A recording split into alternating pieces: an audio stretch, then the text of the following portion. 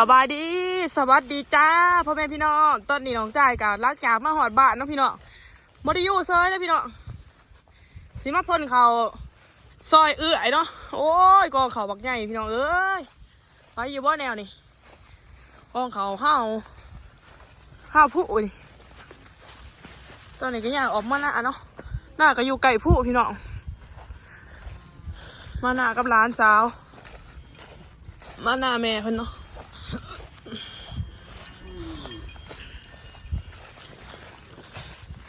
คนมาคนเขากระล้าจะได้พี่น้อง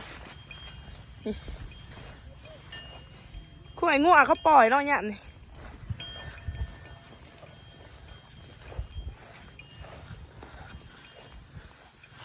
คนเขา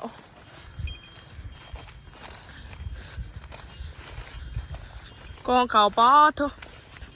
มาหลุดกันว่าทุ่งนี่สิได้จักสอบนี่เห็นบ่พี่น้องพักกันเนี้ยบ่อึดเนาะพักกันเนี้ยเนี่ยนี่เป็นดอกเนี่ยสิเอาเมื่อลง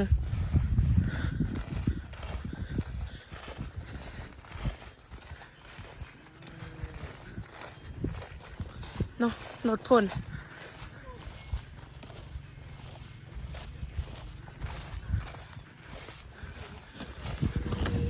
มาหอดเที่ยงนะไหลแนวมา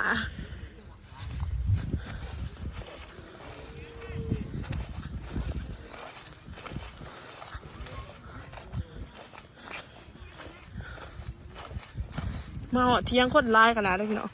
ผูกพ่นกองเขาเนาะ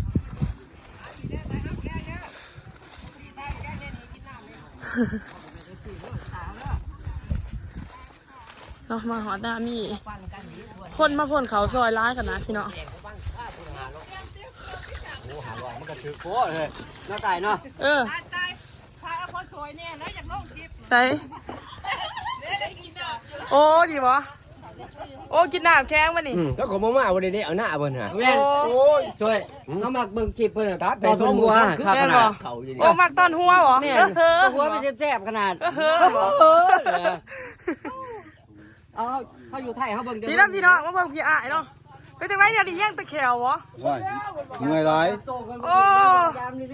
ปีนี้กล้ามาได้จักสอบเขานี่บ้าน200นะโอ้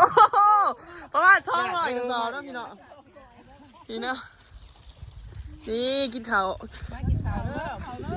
อันนี้เจซุกเนาะแล้วยังกินนี่อ้อมหมักผักเป็ดโอ้หมอเอาเลยอันนี้ผู้สาวนะพี่น้องสาวลาวโอ้ใช้หาปิ้นนามาเบิ่งหาเราบักม่วนจำได้ฮะป้าทำหนาข้าวเถอะกระโบโอ้โหปุ่มหัวซาลาเขาก็หูอยู่ซาลาจากกระตองเบามันมีเนี่ยในมักม่วนบ่โอเคพี่น้องเดี๋ยวถามเบิ่งตอนผลเนาะนี่ร้านสาวขอยผู้ตักส่องให้ทับอีทเนาะนี่โอเคพี่น้องเจซุกนี่ก็คือพ่นเขาวันเดียวไปพ่นเขากันพี่น้อง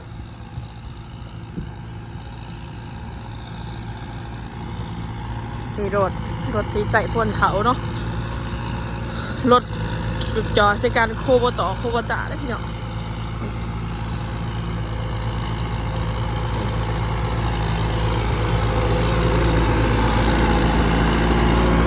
แม่นบ่โคบตาพี่น้องมีรถน้ำเผาจากประเทศไทยเลยนี่เดี๋ยวมาเบิ่งเนาะ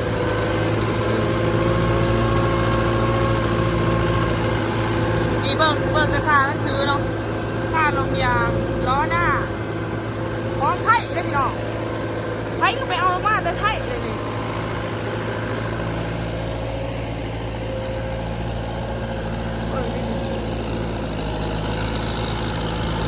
เอามาใส่ผลประโยชน์เนาะพี่น้องซื้อมาแล้วเอามาใส่ผลประโยชน์อยู่แล้วเนาะดีเลยแบบว่าประเทศธุรกิจเนาะพี่น้องธุรกิจร่วมกันแบบว่านำเงินจากฝั่งลาวไปซื้ออยู่ไทยเนาะพี่น้องแล้วก็นำสินค้าฝั่งไทยมาใส่ประโยชน์อยู่ลาวมันจังมีประโยชน์เนาะพี่น้องเพราะอะไรแบบว่าช่วยไล่ผลประโยชน์ต่อกันแน่เนาะพี่น้องเพราะไทยได้เนี่ยโคบท่าเป็นรถพ่นเนาะเอามาจอดใส่รถพ่น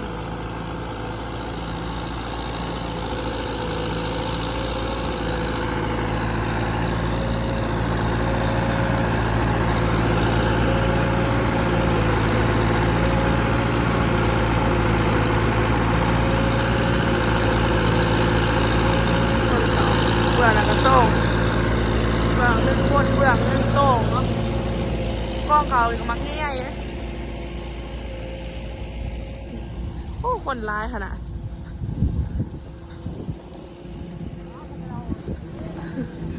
เนาะพี่น้องเบื้องอันนี้ก็จีโต้งเขาเนาะจีโต้งเขา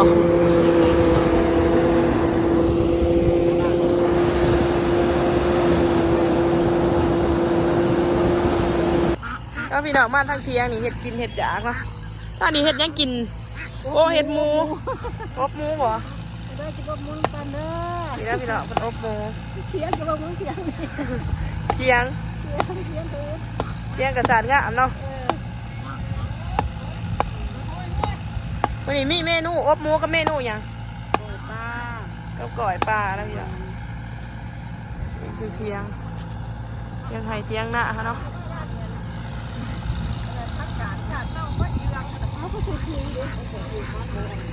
มันเหลืองเนี่ยเลยเนาะ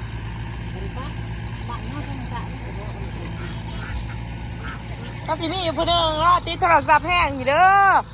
เล็กน้อยติดโทรศัพท์เด้อมาจับแน่เนาะเดี๋ยวพี่น้องทางเครื่องเคียง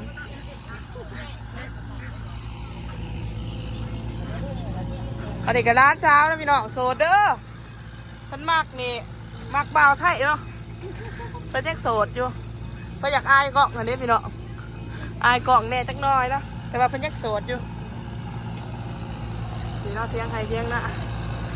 มื้อนี้บ่ฮู้ว่าสิได้เขาจักสอบพี่น้องแบดน้องใต้กับสิดาบแต่โอ้ยอุกใจมีเทิงไห้เทิงเที่ยงเนาะ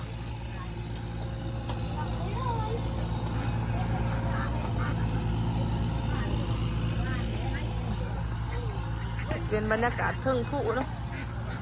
อาหารเห็ดกับเขามื้อนี้ไปทัวร์มากยันน้ำมันยันน้ำมันนี่ก็จะเป็นทงหน้าเนาะหลังจากมาแต่พลเขาเอื่อยพี่น้องสิมารีวิวบรรยากาศทุ่งไร่ทุ่งนาส่วนนี้มันเป็นย่ามแดงเดี๋ยวเขาก็เข้าลาวแล้วนี่บัดเตือนย่ามแดงเนาะ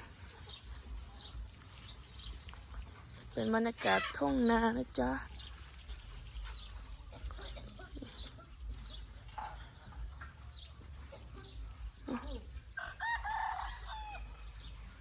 อยู่บ้านเนาะ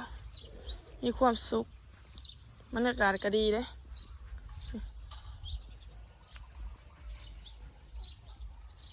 ทางไหนอีพอเลี้ยงงัวเนาะเลี้ยงงัวอยู่พี่น้อง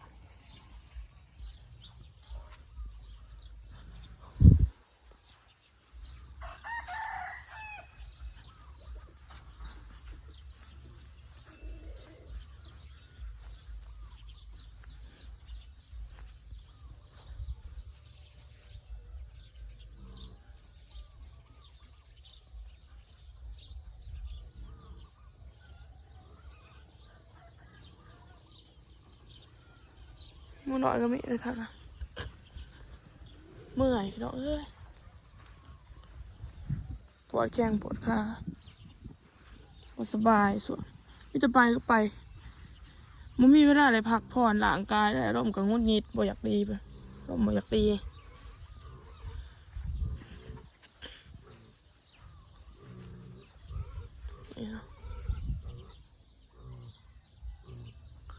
พี่น้องสำหรับคลิปนี้ก็สิจบเพียงสำนี้เด้อ